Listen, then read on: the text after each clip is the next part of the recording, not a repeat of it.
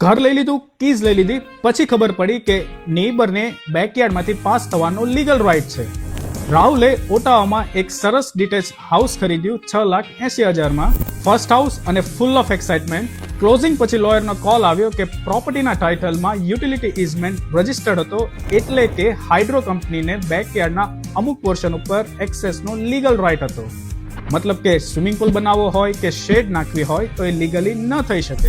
અને આ ઇઝમેન્ટ ક્લોઝિંગ પહેલા ટાઇટલ સર્ચમાં જ ડિટેક્ટ થઈ ગયો હોત જો એક સિમ્પલ સવાલ પૂછ્યો હોત. અને ઓન્ટારિયોમાં ઇઝમેન્ટ લેન્ડ સાથે એસોસિએટેડ હોય છે, એટલે કે ઓનર બદલાય પણ ઇઝમેન્ટ ન બદલાય. એટલા માટે જ ઓફર એક્સેપ્ટ કરતા પહેલા તમારા એજન્ટને પૂછો કે શું આ પ્રોપર્ટી ઉપર કોઈ ઇઝમેન્ટ, રાઇટ ઓફ વે કે શેડ ડ્રાઈવે એગ્રીમેન્ટ છે.